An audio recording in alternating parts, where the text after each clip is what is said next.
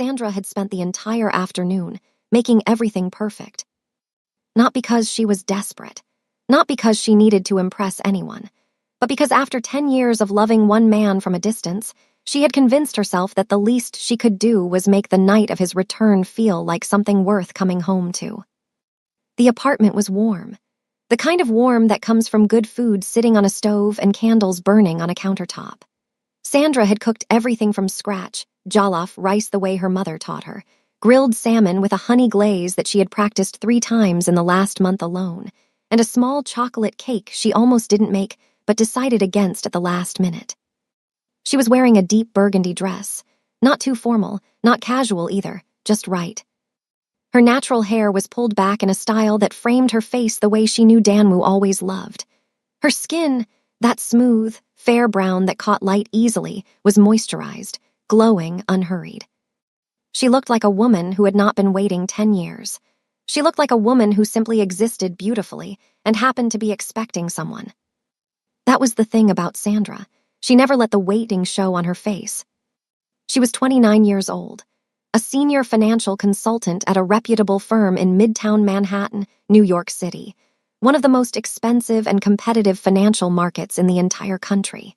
She had built her career quietly and efficiently, the same way she did everything else in her life. She was the kind of woman that people in boardrooms respected without fully understanding why, and the kind of woman that strangers on the street glanced at twice, without knowing what exactly pulled their attention. She had a life, a real one, good friends, a career she was proud of, an apartment in Manhattan that she had furnished slowly and intentionally over 6 years until every corner of it felt like her. But underneath all of that, underneath the competence and the composure and the carefully built life, there was Danwoo Kwon. There had always been Danwoo. They met 12 years ago when Sandra was 17 and Danwoo was 19. His family had business ties in New York, and he spent 3 years in the United States during a critical period of his education and early training. They met at a mutual friend's birthday gathering in Brooklyn, a casual thing, paper plates and loud music and people spilling out onto a fire escape. Danwoo stood in the corner of the room looking like he belonged somewhere more important, and Sandra walked past him to get to the kitchen and said without even looking at him, "You look like you're calculating something."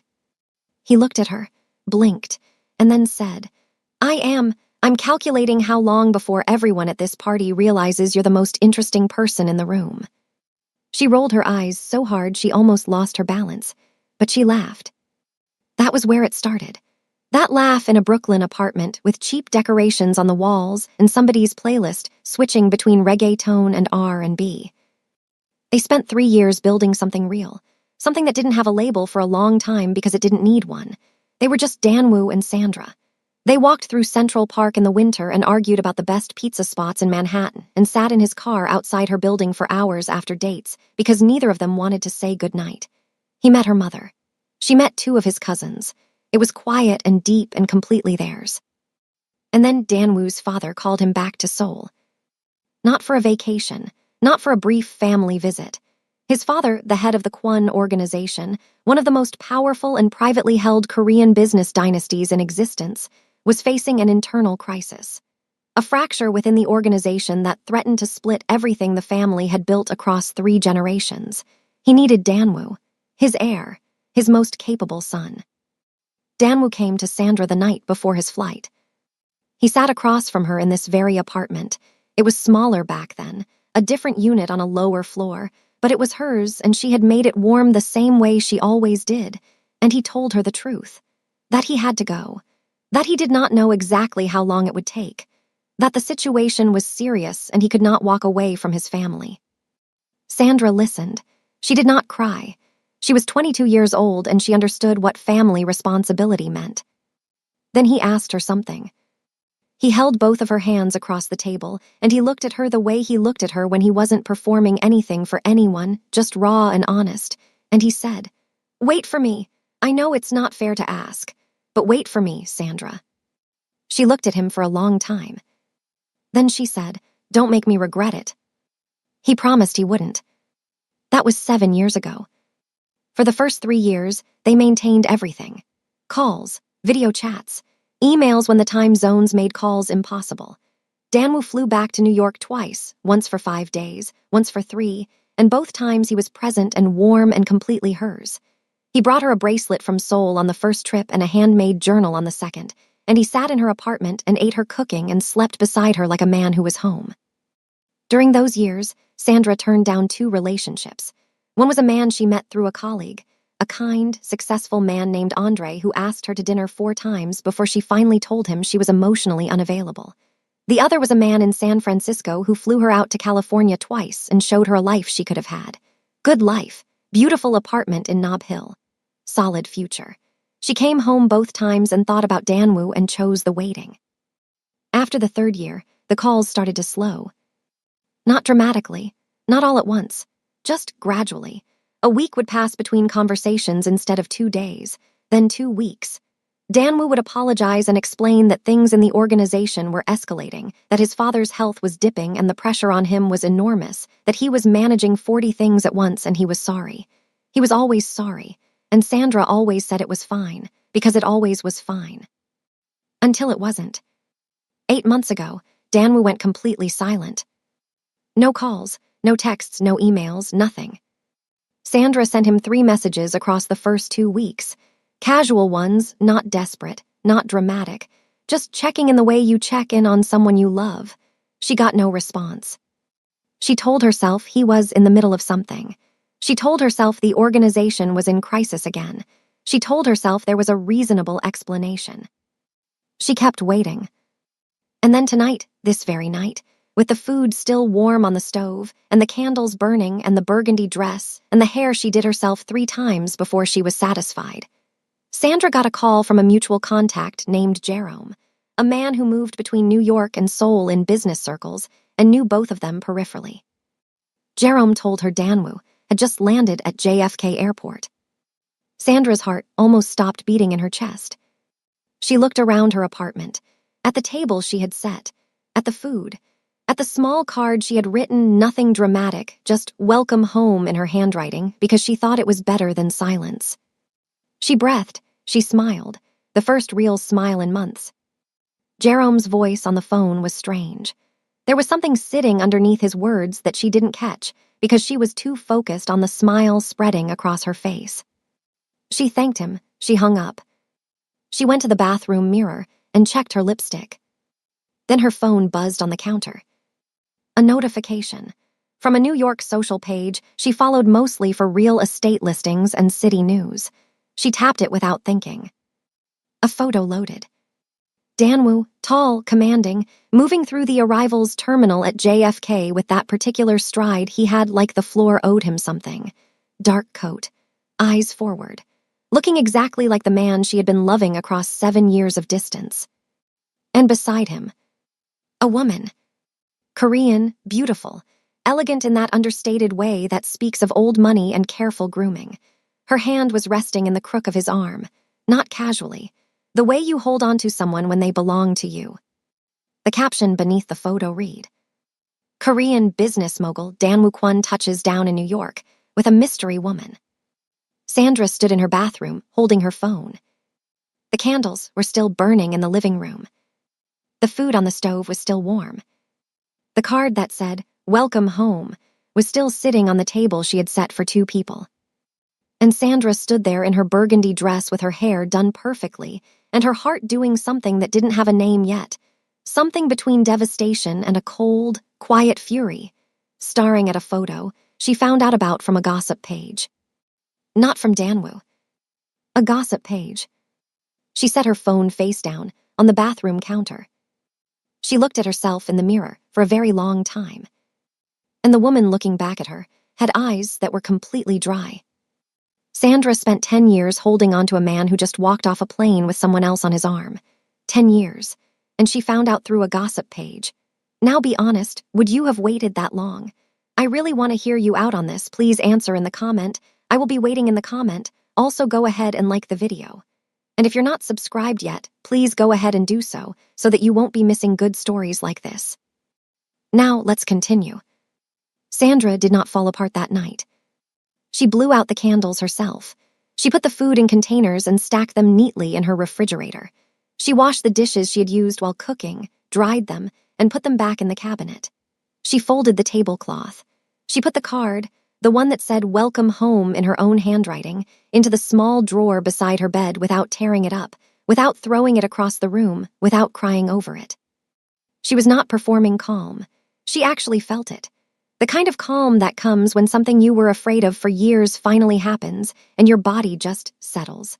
Like a storm that spent so long building that when it finally hit, it was almost a relief. She got into bed. She stared at the ceiling for a while, and then she fell asleep. The next morning she got up, made coffee, went for a run along the East River, showered, dressed in a sharp navy blazer and tailored trousers, and went to work. She did not contact Danwoo. She decided she was going to wait, not with hope this time, not with longing, but with her eyes open. She was going to see what he did next. She was going to see whether this man who had asked her to wait for him had the decency to explain himself. Day 1 passed, nothing from Danwoo. Day 2, nothing. Day 3, her colleague Priya, who worked 2 floors above Sandra at the firm and had a particular talent for finding information nobody asked her to find, sent Sandra a screenshot over text with a message that just said, "Is this who I think it is?" The screenshot was from a social account that covered New York's business and social elite. A photo from a private dinner in Greenwich, Connecticut, hosted at the estate of one of New York's most prominent old money investment families. It was the kind of dinner that you only heard about if you were already in a certain room. Danwoo was in the photo, seated, composed, looking like he belonged at the head of every important table in the world because in most of the rooms he entered, he did. And beside him, the same woman from the airport photo. The caption identified her this time. Seo-yoon Lim, daughter of the Lim industrial family out of Seoul, described in the caption as Danwoo Kwon's close companion. Sandra read the words, "close companion," 3 times. She set her phone on her desk and went back to the financial report she was drafting for a client portfolio review. She finished the report. She sent it to her director. She got up and walked to the lobby cafe downstairs to get her second coffee of the morning. And she walked directly into Danwoo Kwon. He was in the lobby, standing near the elevator bank with a man Sandra didn't recognize, someone from a firm on the floor above hers, based on the visitor badge. They appeared to be wrapping up a conversation. Danwoo's back was initially to her, and then he turned. He saw her. The man he was speaking with said something that Danwoo didn't seem to hear anymore. Because Danwoo was looking at Sandra the way you look at something that stops you mid-thought. Sandra walked toward the cafe counter and ordered her coffee without breaking her stride. She was not going to make a scene. She was not going to give the lobby of her workplace the satisfaction of a dramatic moment. But Danwoo crossed the floor to where she was standing. He said her name, Sandra. It came out the way it always came out from him, like it was the only word in the sentence that mattered. Low, certain, like her name was something he kept somewhere safe and said carefully. She turned to look at him, and for about 4 seconds, the entire lobby of the building in Midtown Manhattan might as well have been empty. He looked at her, she looked at him, and Sandra asked him one question. She didn't raise her voice. She didn't let anything show on her face. She simply looked at this man she had loved for 10 years and said, "Did you forget to tell me something, Danwoo?" Something moved behind his eyes. Something that looked like guilt, like regret, like a man who knew exactly what he had walked into and had no prepared answer for it. He said he needed to explain, that it was more complicated than what she had seen, that he needed her to hear him out properly. He asked if she could meet him that evening, somewhere private, and he would explain everything. Sandra looked at him for a moment. Then she said yes. She collected her coffee. She went back upstairs. She sat at her desk and did 3 hours of quality work. She was efficient. She was focused. Gerald Whitman, her director, a sharp and particular man who praised people the way other people ate broccoli, stopped by her desk that afternoon and told her the report she had submitted was excellent. She thanked him without missing a beat. At 5:30, she left the office. She went home. She changed out of her work clothes. She sat on her couch. She waited. 7 o'clock came. 8 o'clock. No Danwoo. At At 8:45, her phone buzzed. Not a call, a text, from a number she didn't have saved. The message read, "He's not coming, please stop waiting for him. A friend." Sandra read the message twice. She turned her phone over in her hand slowly. She looked across her apartment at the refrigerator where the food from the night before was still stored in neat containers. Then she set her phone on the cushion beside her. And something changed inside Sandra that night. Not loudly, not dramatically, but permanently. It changed the way a locked door changes when the key is finally turned all the way, not broken, not forced, just opened, from the inside. She was done. Done waiting for a seat at a table that was being offered to someone else. Done making herself smaller to fit into the gaps of a man's life. Done being the woman who held on so long she forgot to ask herself whether holding on was still worth it. She was not angry, she was clear. And clarity, real, full, unhurried clarity, is the most dangerous thing a woman like Sandra can find. Watch what happens when she stops waiting. Sandra made 3 decisions the morning after the text message. She made them before her coffee was done brewing. She sat at her kitchen counter in a silk robe with her hair wrapped, and she thought through each decision carefully and completely before she committed to any of them. The first decision. She called her director Gerald Whitman before 9 in the morning and told him she was accepting the promotion. Gerald had been offering her the position for nearly 4 months. Senior portfolio lead, overseeing a major client account headquartered in Beverly Hills, Los Angeles. It came with a salary increase, a quarterly travel schedule, and significantly more visibility within the firm. Sandra had been stalling on it quietly without admitting to herself why. The role would require her to be in Los Angeles regularly. Part of her, the part that was still waiting, didn't want to be anywhere other than Manhattan in case Danwu needed to find her. She was done with that part. Gerald nearly dropped his phone. He told her the paperwork would be ready by end of week. The second decision, she called Camille. Camille Dubois was Sandra's closest friend. They had met in college at Howard University in Washington, D.C., and had remained inseparable across every city change, career pivot, and relationship since. Camille was 30 years old, razor-sharp, deeply loyal, and currently based in Houston, Texas, where she ran a successful event strategy firm. She was the kind of friend who asked the right questions and then actually listened to the answers. Sandra called her and told her everything, not the edited version, not the version where she minimized how much she had sacrificed, the full version, all 10 years of it. Camille listened without interrupting. When Sandra finished, Camille was quiet for exactly 4 seconds. Then she said, "I'm getting on a flight."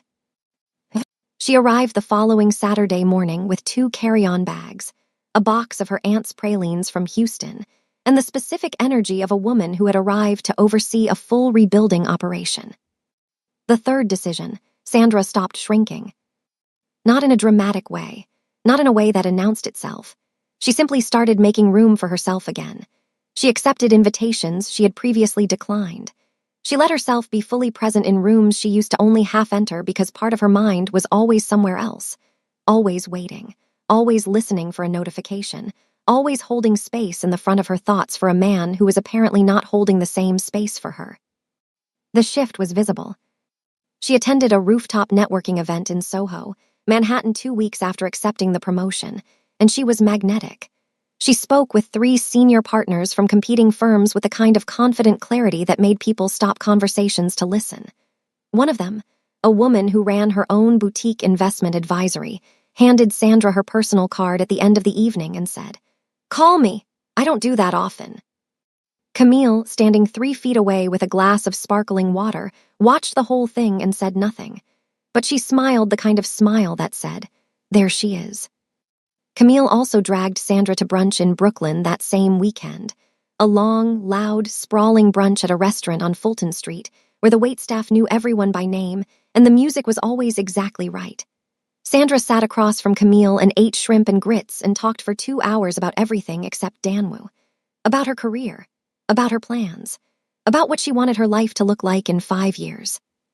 And she laughed, genuinely, deeply, the kind of laugh that starts in your stomach and surprises you when it comes out. Camille looked at her across the table when the laughing settled and said quietly, I missed you. Sandra understood exactly what she meant. It was also during this period that Sandra began to notice Rhett Calloway.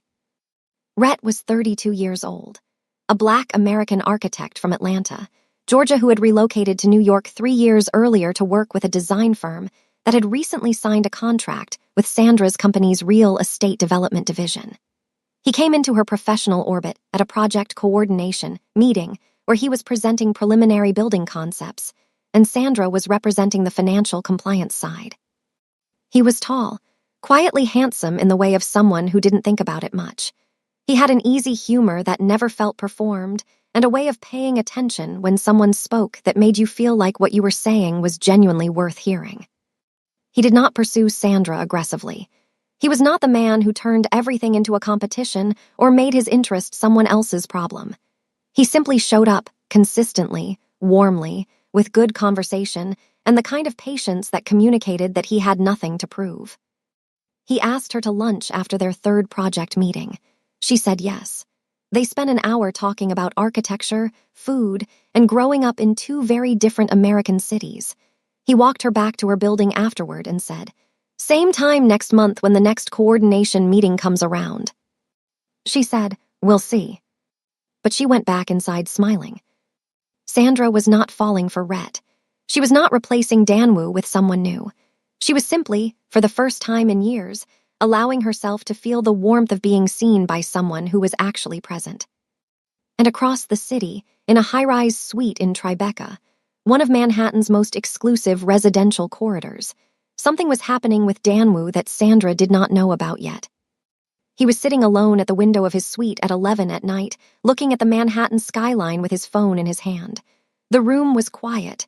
No staff, no associates, just him. Sandra's name was on his phone screen. His thumb was hovering over the call button. He sat there for a long time. Then he put the phone face down on the table beside him and pressed his fist against his mouth and stared out at the lights of the city. He did not call, and the audience, watching this, felt something complicated, because Danwoo was not a simple villain in this story. He was a man who had made choices that cost someone deeply, and who was carrying the weight of those choices in a room by himself at 11 o'clock at night. But carrying weight quietly is not the same as being accountable for it. Sandra was not in that room. She did not see his hand hovering over her name. She was in Brooklyn, laughing at brunch, rediscovering herself. And she was moving. The truth starts leaking. 6 weeks after Sandra accepted the promotion, she flew to Los Angeles for the first time in her new role. The client was a Korean-American family office, a privately held wealth management structure representing one of the most significant Asian-American investment portfolios on the West Coast. The meeting was being held at a private venue in Beverly Hills, one of those low-profile, high-security locations that wealthy families used precisely because nobody could stumble into them. Sandra arrived with her junior associate Tasha, a 26-year-old from Detroit, Michigan, who was brilliant with numbers and had a habit of picking up on social tension before she fully understood what was causing it. They were shown into a meeting room that looked out over the rolling hills of Beverly Hills, the kind of view that reminded you why people spent everything they had to be in certain zip codes. Sandra set her materials on the table and reviewed her notes one final time. The stakeholders filed in. Sandra looked up to acknowledge them, and her eyes landed on Danwoo. He was sitting at the head of the table. For a full second, neither of them moved. Then Sandra blinked once and returned her gaze to her notes. Her expression did not change. Her hands did not shake. She smoothed her blazer once and looked back up at the room. Danwoo's expression was something she had never seen on his face before. Something that was not composure, was not calculation, was not the controlled authority he wore in every professional space. It was something raw and caught, like a man who had walked through a door and found a room he wasn't prepared for. He had not known she would be there. That much was clear. She had not known he would be there. They were stakeholders in the same client account. No one had connected those dots until this exact moment. The meeting ran for 2 hours. Sandra delivered her portion with precision and intelligence. She fielded 3 technical questions from other stakeholders without hesitation. She was the most prepared person in the room, and she made sure that showed, not because Danwoo was watching, but because she was always the most prepared person in every room and she was done pretending otherwise. Tasha sat beside her and did her job, and also spent significant energy glancing between Sandra and the man at the head of the table, with the expression of someone watching a documentary they hadn't realized they were a participant in. After the meeting, the stakeholders dispersed into smaller side conversations. Sandra collected her materials and walked toward the exit. Danwoo followed her into the parking structure. Her heels echoed on the concrete as she walked. She did not slow down, but she also did not run. Sandra. She stopped, turned around. He was standing 10 feet behind her, not too close, like he understood that he had forfeited certain proximity rights and was respecting that for now. He said, "I know I owe you an explanation." She looked at him. "You owe me more than that, but let's start there." He stepped closer. His voice was low, not quiet because he was being discreet, but because something in him was struggling to maintain its usual control. He said, "I was told you had moved on, that you were seeing someone, that you had stopped waiting and moved forward." Sandra stared at him. "Who told you that?" "A message, anonymous, over a year ago." She said nothing, let the silence breathe. "I believed it," he said, and then quieter. "Maybe I was looking for a reason not to be afraid of losing you, and someone handed me one." Sandra looked at this man, at the way he was standing in a concrete parking structure in Beverly Hills admitting something that cost him to admit, and she felt 10 different things at once. Anger, grief, something that was dangerously close to understanding. She said, "You should have called me, Danwoo, message or no message. You should have picked up the phone." He didn't argue. He just nodded, like he had been saying that same thing to himself in an empty room for months. She drove back to her hotel in West Hollywood and sat on the edge of the bed and called Camille. She told Camille what Danwoo said, about the anonymous message, about someone telling him she had moved on. Camille got very quiet on the other end of the call. Then she said, "Sandra, who had access to both of your contact information, who moved in both your circles." Sandra thought about it. "Someone close," she said slowly. "Exactly," Camille said, "and I'm going to find out who." Camille was an event strategist. She spent her professional life coordinating between networks of people, which meant she had both the skill and the contacts to trace social information with significant precision. She spent the next 5 days working quietly. She called Sandra on a Thursday evening and said, "I don't have the name yet, but I have a lead. And Sandra, this wasn't an accident. Someone did this on purpose." Sandra pressed her back against the headboard of her hotel bed and stared at the ceiling of her West Hollywood hotel room. The audience at this point was already in the comments, guessing, theorizing, because Camille had given them just enough without giving them everything. That was exactly where Sandra was too. Seo-yoon is not the villain. Sandra's firm sent her to Scottsdale, Arizona 3 weeks later. It was an executive weekend retreat, the kind that high-end financial firms hosted for their top-tier client roster once or twice a year. 3 days at a private resort in the desert outside Scottsdale, with golf and spa sessions in the morning and structured networking in the afternoon. Sandra was there representing the firm as a newly promoted portfolio lead, which meant she was hosting several of the smaller roundtable sessions. She did not expect to see Seo-yoon there. But on the first evening, during the opening reception on the resort terrace, warm desert air, string lights, the specific easy elegance of Scottsdale money, Sandra looked across the room and saw her.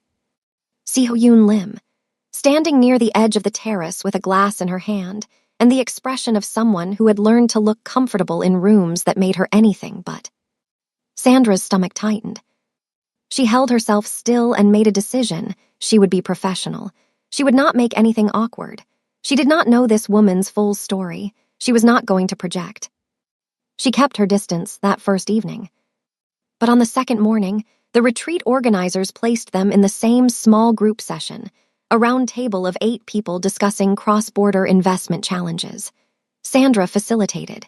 Seo-yoon was one of the participants, representing her family's investment arm. They were professional, measured. They did not acknowledge that they knew who the other was. The session ran for 90 minutes. Seo-yoon was sharp. Her contributions were intelligent and well-considered, and Sandra noted privately, with a fairness she was proud of, that the woman was more capable than most people in the room gave her credit for. After the session ended and the group dispersed, Sandra stayed to collect her notes. Seo-yoon lingered near the door, not obviously waiting, but not quite leaving either. Then Seo-yoon said, to no one and everyone at once, or maybe just to the room, in the way that people say things out loud when they've been holding them too long. I am so tired of being someone's arrangement. Sandra's hands stilled on her papers. Seo-yoon was looking out the window at the Scottsdale desert landscape, red rock and blue sky, and the particular clarity that Arizona air has in the morning. She wasn't crying. She was just honest. Sandra said nothing for a moment. Then she said quietly, "How long have you known Danwoo?" The silence that followed was significant. Seo-yoon turned from the window and looked at Sandra directly, and something crossed her expression recognition, then something that looked almost like relief. She said, "You're Sandra." It was not a question. Sandra looked back at her steadily. She didn't confirm or deny, but her eyes did. Seo-yoon let out a long breath. She crossed her arms over her chest, not defensively, protectively, like she was holding herself together while she said something that mattered. My father introduced us 18 months ago. It was framed as a business meeting that turned into a social introduction. He had been planning it for much longer than that. There is a merger between the Lim family assets and the Kwon organization, and my father decided that a personal connection between Danwoo and me would make that merger more stable, more permanent. Sandra listened without moving. I was not asked whether I wanted this, Seo-yoon continued. I was told, and I am my father's only daughter, and the business is everything he built his life around, and I love him even when he is wrong, so I agreed. She paused. Danwoo was not unkind to me. He was respectful, he was never inappropriate, but he was also somewhere else, always. Even in the same room, he was somewhere else. Sandra felt something move in her chest that she couldn't name. He talked about you, Seo-yoon said. Her voice was quieter now. Not often, but in the way that people say the important things without meaning to small references, pauses in conversation, a way his expression changed when something reminded him of someone he wasn't talking about. He never spoke about me the way he spoke about you. Not once. Sandra looked at this woman, this Korean woman she had spent weeks imagining as her replacement, her opposite, the woman chosen over her, and saw something completely different. She saw someone else who had been placed in the middle of a situation she didn't design and didn't fully choose. They were not enemies. They were two different women who had both been affected by choices made around them and above them, and neither of them was the cause of the other's pain. Sandra said, "I'm sorry that was done to you." Seo-yoon looked slightly surprised, like she hadn't expected that. "I'm sorry for what was done to you as well." They stood in that room for a quiet moment, not as rivals, not as friends exactly, but as two people who had come to an honest understanding in the desert air of Scottsdale, Arizona. Then Seo-yoon said, "The message that Danwoo received, the one telling him you had moved on, I think I know who sent it." Sandra went very still. There is someone in Danwoo's inner circle who stood to benefit significantly from this arrangement going forward. Someone who would lose something important if Danwoo had stayed connected to you. I heard a conversation I was not supposed to hear, months ago. I did not fully understand it at the time, but now, given everything you've just confirmed for me, I believe I do. Sandra looked at her. "Who?" she asked. Seo-yoon said a name. "Kevin Ma." Sandra sat with that name for a long time after Seo-yoon said it. Kevin Ma, 34 years old. Danwoo's personal coordinator and one of the most trusted people in his inner circle for the past 8 years. A Korean-American man who had grown up between Los Angeles and Seoul, who spoke both English and Korean with equal fluency, and who had always presented himself as fiercely loyal to Danwoo. Sandra knew Kevin, not closely, but enough. She had seen him at social gatherings over the years. She had exchanged pleasantries with him at the 2 dinners Danwoo brought her to when he was in New York. He had always been cordial to her, professional, warm enough not to be suspicious. She flew back to Manhattan and called Camille from the car on the way from JFK. Camille had already been building her trail. When Sandra told her the name Kevin Ma, Camille went quiet for 3 seconds and then said, "That matches where my information was pointing. I just didn't have the name tied to it yet." Together, they started putting the pieces together methodically. What emerged over the following days was a picture that Sandra had to sit with very carefully, because it was infuriating and precise in equal measure. Kevin Ma's family had a long-standing but quietly maintained financial relationship with the Lim family, Seo Yoon's family. The connection was through a secondary investment vehicle that both families had stakes in, a private equity structure based in Seoul that held assets across Asia and had partial exposure to the American market through a fund housed in San Francisco. The value of that fund and the Ma family's position in it was directly tied to the strength of the Lim Kwon business merger. If the merger went through cleanly and the Kwon organization maintained a strong alliance with the Lim family, the fund's value increased significantly. Kevin's family stood to gain a considerable amount from that outcome. If Danwoo had stayed committed to Sandra, a woman with no connection to the Korean business networks, no family alliance to offer, no merger to support, there was a real possibility that Danwoo would have resisted or delayed the arrangement his father was pushing. Danwoo had resisted his father before. He was not a man who did things purely because he was told to. Kevin knew this. He had watched Danwoo for 8 years. He knew exactly how much Sandra mattered to him. He knew that Sandra was the variable that could disrupt everything. So he removed the variable. The anonymous message Danwoo received, sent from a burner account through a platform Danwoo used for private communications, told him that Sandra had quietly moved on, that she had been spending time with someone new, that she had stopped wearing the bracelet he gave her, that she seemed lighter and happier than she had been in years, and it seemed like she was letting go. Danwoo had received it during one of the most vulnerable periods of his time in Seoul, when his father's health was deteriorating and the pressure of the organization was heaviest. He was exhausted and stretched and afraid of things he would not say out loud to anyone. And someone handed him a story that let him believe the loss had already happened, that Sandra had already made her choice, that his absence had cost him the one thing he hadn't been able to protect. Kevin had also intercepted, not deleted, but delayed, several of the messages Sandra had sent during the 8 months of silence. He had used his position as Danwoo's personal coordinator to manage Danwoo's communications during a high-stress period, which gave him access and timing that he used carefully. He didn't block Sandra entirely. He just made sure her messages arrived at the wrong moments, buried under other things, easy to miss, easy to misread as casual when Danwoo was already in the mindset that she had moved on. It was quiet, surgical, the kind of betrayal that didn't announce itself because it was dressed up as management. Camille pulled documentation through her network, screenshots, timestamps, digital footprints that told the story clearly when you laid them out in order.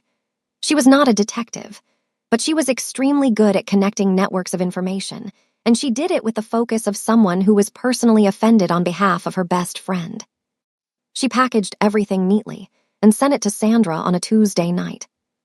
Sandra sat at her kitchen counter in her Manhattan apartment and read through everything slowly. Once, then again. She thought about the 10 years, the relationships she had turned down, the cities she had stayed away from, the San Francisco man, the promotion she had delayed, the version of herself she had kept on hold, not because she was weak, but because she had made a commitment to something she believed in. All of it, every single piece of it, touched by one man's calculated decision to move her out of the way for money. She sat very still for a long time. Then she picked up her phone and called Danwoo. He picked up on the second ring. She said 4 words. "We need to talk." His voice on the other end was quiet, but certain, like he had been waiting for exactly this. He said, "Tell me where." Danwoo was in California on business, staying at a private residence in Atherton, a small city in San Mateo County that sat between San Francisco and San Jose and was consistently ranked as one of the wealthiest zip codes in the United States. It was the kind of place where the houses sat behind long driveways and mature trees, and where the silence was the expensive kind. Sandra flew to San Francisco 2 days later. She took a car from SFO to Atherton in the late afternoon, the Bay Area light doing that particular golden thing it does in the hours before sunset, falling through the trees along the highway like something deliberate. She was composed. She had been composed for weeks.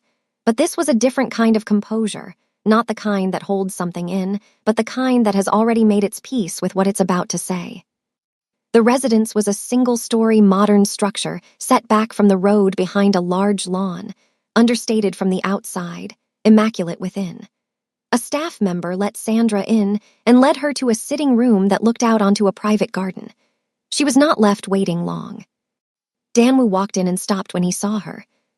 She was sitting with her bag on the seat beside her and her hands resting in her lap, perfectly still, perfectly present. She had dressed simply. Dark trousers, a cream blouse, her natural hair loose around her shoulders. She looked like herself, which he would later tell her was the most undoing thing about seeing her that evening. He sat down across from her. She opened her bag and took out the documents Camille had compiled. She laid them on the low table between them, not dramatically, not as a performance, but with the same methodical confidence she brought to every client meeting. She was going to present what she had the way she presented financial findings, clearly, chronologically, and without unnecessary theater. She walked him through everything. Kevin's family's stake in the Lim Fund, the financial structure that tied the Ma family's gains to the Limquan merger, the burner account, the timeline of the anonymous message against the timeline of Danwu's behavior changes, the intercepted messages, the digital trail that Camille had helped piece together. She spoke for 22 minutes without interruption. Danwu listened to every word. He did not interrupt. He did not reach for the documents. He sat forward with his elbows on his knees and his hands loosely clasped, and he looked at Sandra, not at the papers, at Sandra, and listened. And with every piece of information she laid out, his face changed. Not dramatically. Danwu was not a man given to dramatic expression, but Sandra knew his face.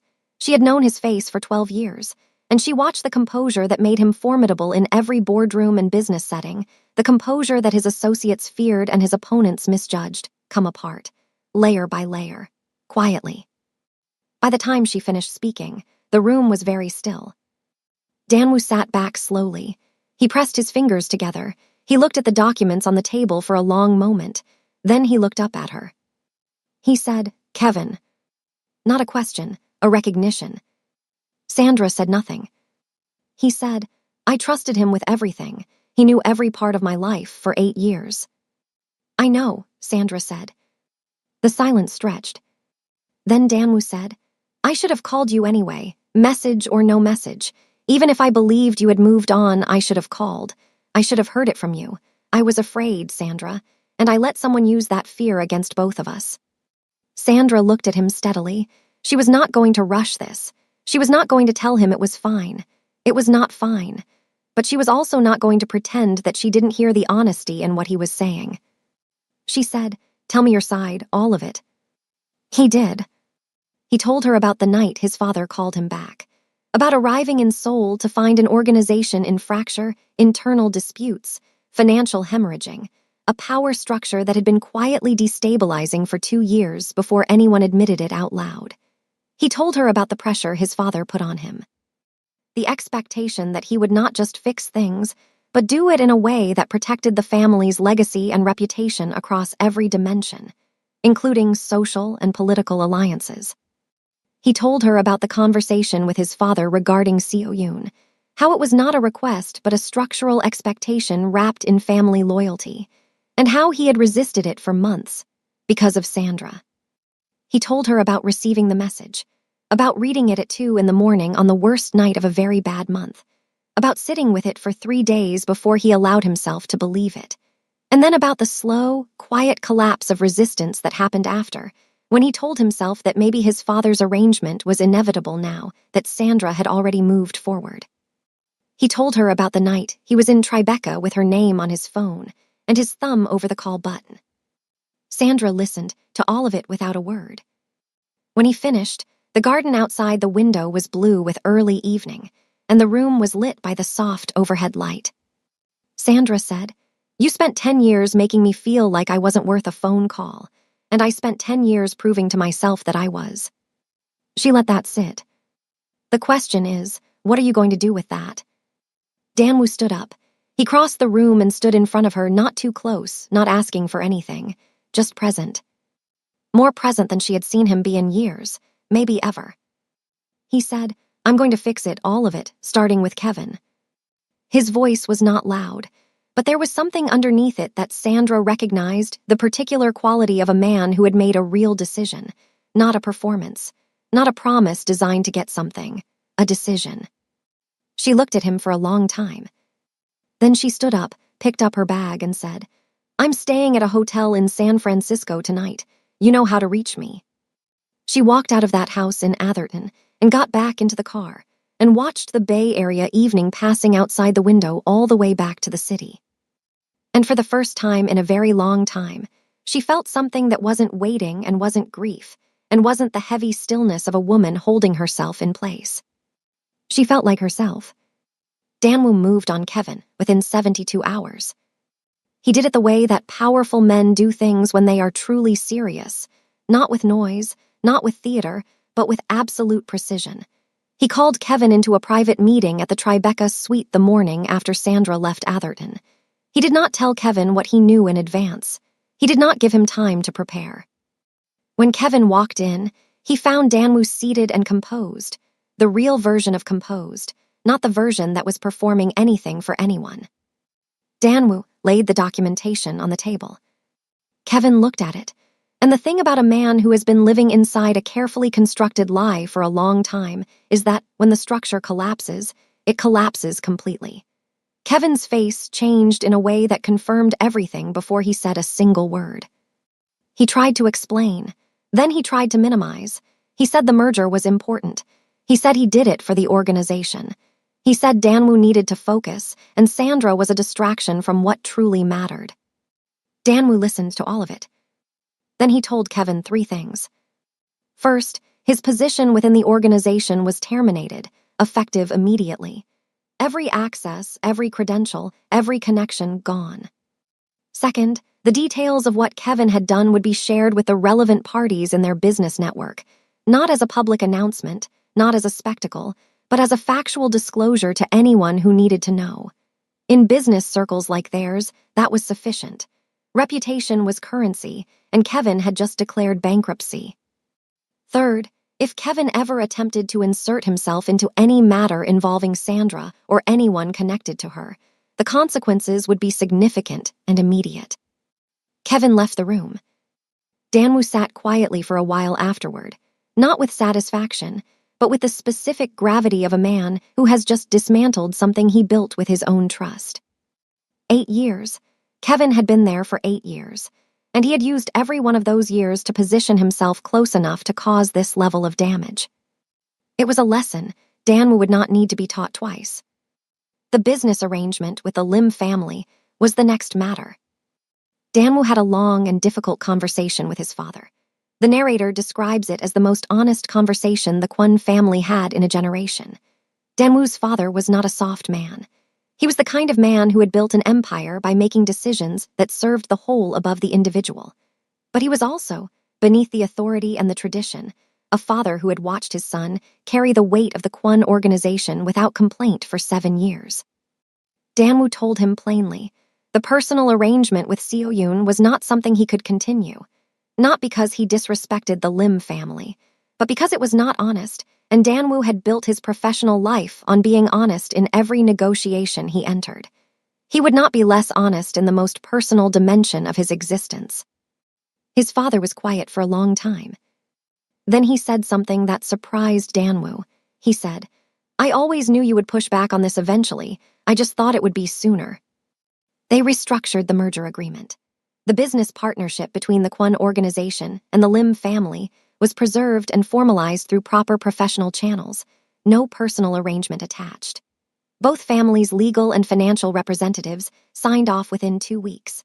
The merger was actually stronger for it, because it was now built on commercial value alone, rather than an interpersonal arrangement that neither of the key parties had genuinely chosen. Seo Yoon was informed privately. Her response was a single sentence, "Thank you." She returned to Seoul and wasted no time. She had been sitting on a hospitality concept for 2 years, a boutique hotel brand that drew from Korean cultural design principles and was intended for the luxury travel market. With the family pressure removed, she moved forward with it immediately. She hired a design team and a business development lead, and within 6 months would announce the brand's debut property in Jeju Island. Before she left for Seoul, she sent Sandra a short message. "Take care of him better than we ever let him take care of himself." Sandra read the message twice. She did not respond right away. She set her phone on the counter and stood at her kitchen window in Manhattan and looked out at the city for a minute. Then she smiled, quietly, the way Sandra did most things without announcement. She put the phone in her bag and got ready for work. Because Sandra's life was not on pause while any of this was unfolding. It never went back on pause. The Beverly Hills client portfolio was performing exceptionally. Her quarterly review numbers were among the strongest in her division. Gerald Whitman sent her an email, not a passive compliment dropped in a hallway, but an actual written email saying she was doing impressive work. Her colleague Priya texted her to say the whole floor was talking about her numbers.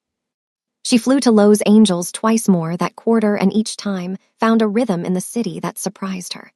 She liked the particular pace of Beverly Hills and the late afternoon light in West Hollywood, and the way the coast looked from the highway when she had a free hour and drove toward it just because she could. Camille flew up from Houston for a long weekend in Manhattan, and they went to Chelsea and ate at a restaurant that required a 2-month reservation, and stayed at the table for 3 hours talking about nothing important and everything that mattered. And Rhett, warm, consistent, unhurried Rhett, remained a presence in Sandra's professional orbit that was also becoming something else. Something steady. He never pushed. He never demanded. He just showed up with good energy and real conversation, and the particular gift of making Sandra feel like her company was something he genuinely valued, not something he was trying to secure for himself. Sandra had not made any decisions about Rhett. She was not in a rush. For the first time in 10 years, she was not in a rush about anything. And then a letter arrived. Not an email, not a text. A physical letter, handwritten, delivered to her firm's mailroom and collected by the front desk with Sandra's name written on the envelope in precise, careful handwriting. She opened it at her desk during a quiet Tuesday afternoon. It was from Danwoo. He did not begin with an apology. He had already said what he needed to say in Atherton, and he was not a man who repeated himself as performance. He began by saying he was writing because some things should not be sent in a format that can be forwarded or deleted or misread in a context it wasn't meant for. He wrote about Sandra, about who she was not to him, not in relation to him, but as a person he had watched build a life with care and intelligence and a quiet dignity that he had never stopped being moved by. He wrote about the 12 years he had known her and the version of himself he had been when he was with her, more honest, more present, less armored. He wrote about his failures. He named them specifically, not as a bid for sympathy, but as evidence that he understood what had happened and where he had fallen short. Then he said, "I am not asking you to come back to what we were. What we were is gone and it deserved to go, because it was built on waiting and distance and a faith that I did not honor the way it deserved. I am asking you for something different. I am asking for the chance to show you something new, something built differently, with both of us present this time. I know that is not a small thing to ask. I understand if you have moved too far forward to look back in any direction. But I needed you to know that what I want, if you will allow it, is you. Not because of history, because of who you are right now." He ended the letter with a single line. "You once told me not to make you regret waiting. I cannot undo what happened, but I can make sure that whatever comes next, you never regret it." Sandra put the letter down on her desk. She looked at the Manhattan skyline through her office window. She did not respond that day. She did not respond the following week. She sat with it, the way Sandra sat with everything important, thoroughly, honestly, without rushing toward a conclusion just because the conclusion was available. The narrator held the tension.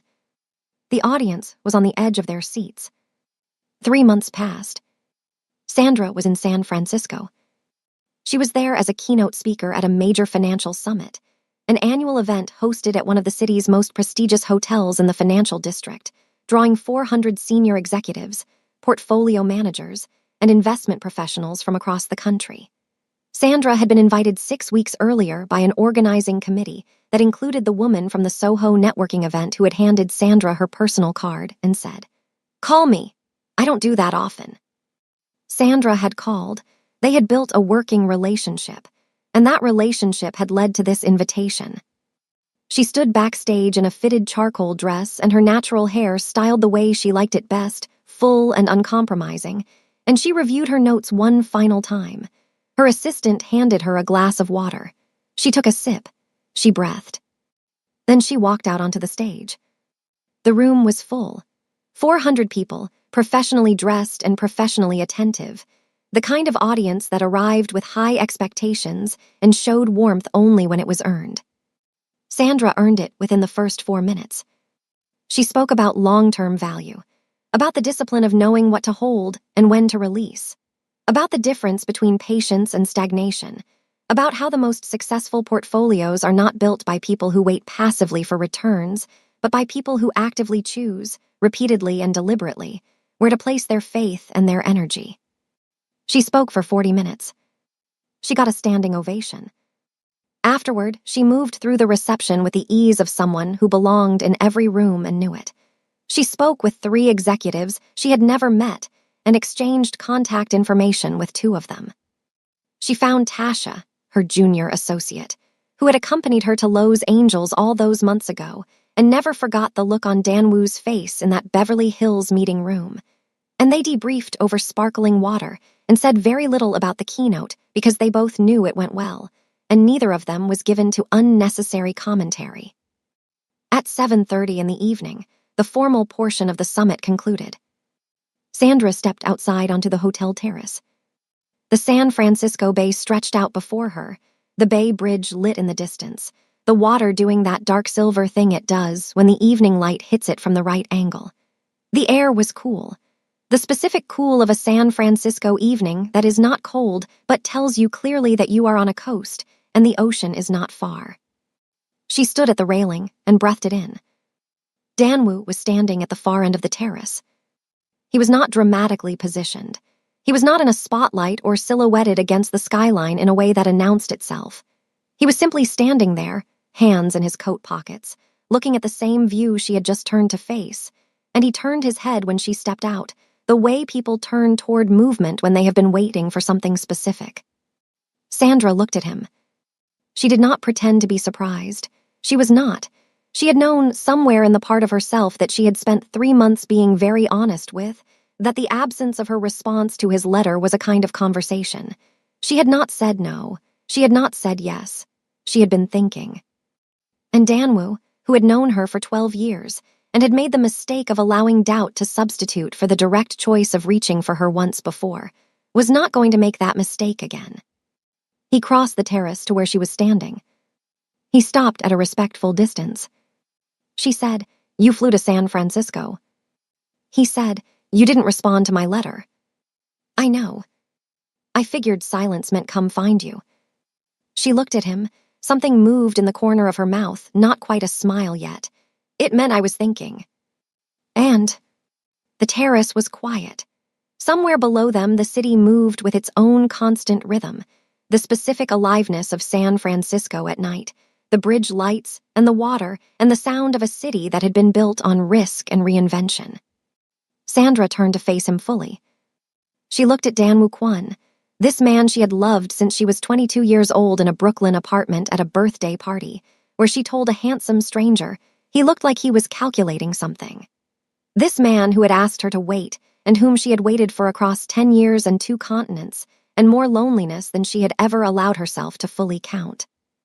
This man who had been deceived by someone he trusted, and who had not fought hard enough past that deception, and who had spent the last several months, imperfectly, gradually, and with genuine effort, trying to be accountable for that. She looked at him with clear eyes. She said, "I am not the woman you left behind, Danwu. I want you to understand that completely before we have any other conversation. The woman you left behind waited quietly and held herself in place and made herself small enough to fit into the gaps of your life. I am not her anymore. He was listening, fully, the way he should have listened years ago. If you want this, whatever this is, you are starting with a woman standing in front of you right now. Not who I was, who I am. And who I am does not wait. Who I am does not shrink. Who I am is building a life that is full and real and entirely hers, and anyone who wants to be part of it has to be willing to show up for all of it, not the convenient parts, not the parts that fit around other commitments. All of it. She held his gaze. Can you do that? Danwoo looked at her for a long moment. And then he said something that Sandra did not expect, not because it was elaborate, but because it was the simplest and most honest thing he had said to her in 12 years. Honestly, I don't know yet. I know who I want to be for you. I know what I should have been. I know what I'm committed to becoming. But I won't stand here and tell you I've already arrived somewhere I'm still walking toward. What I can tell you is that I'm walking, and I'm not going to stop. Sandra absorbed that. She thought about what he had just said, the absence of performance in it, the willingness to admit incompleteness rather than dress up a polished promise. She had been with men, or adjacent to men, who offered polished promises. She knew what those felt like. They felt like contracts written in water. This felt like something solid. She said, "Then walk." She turned back to face the bay for a moment. Then she turned back to him and said, "There's a restaurant in Nob Hill that Camille told me I had to try while I was here. I was going to go alone. You can come if you want." He said, "I want."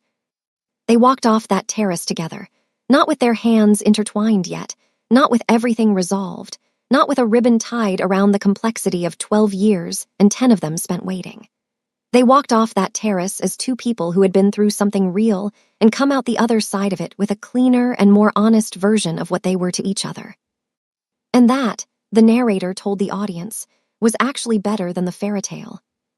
Because the fairy tale would have given Sandra a man who showed up perfectly and said all the right things without cost. And Sandra did not need a fairy tale. Sandra needed something true. Over the following months, they built it properly. Danwoo relocated his primary base of operations to New York. Not because Sandra asked him to. She had made very clear she was not in the business of asking men to relocate. But because the American market was genuinely strategic for the Kwon organization's next phase, and because Manhattan was where Sandra was, and for the first time in 7 years, he was organizing his life around what he actually wanted rather than what was expected of him. He was present, in the way the letter had promised, in the small and steady ways, not the grand gestures. He showed up to things. He called when he said he would call. He listened without his mind being somewhere else. He met Camille, who looked at him across a dinner table in Brooklyn for about 20 minutes before she said, "You have a lot of making up to do," he said. "I know." Camille decided that was the right answer. He met Rhett at a work function that Sandra attended, and Danwoo accompanied her too. And it was not awkward, because Sandra was not a woman who allowed the past and the present to collide without managing the collision thoughtfully. Rhett was cordial and gracious, and the kind of man who did not make things unnecessarily complicated. He read the room, and he respected Sandra's choices, and he remained what he had always been, a good person in Sandra's professional and personal orbit who wished her well. Sandra's career continued to ascend. She closed a landmark portfolio deal that brought her firm 3 new high-value clients and earned her a feature in a financial industry publication, a short profile piece with a photo that made Camille screenshot it and send it to 17 people. She spoke to her mother every Sunday. She went to Houston to see Camille in the spring.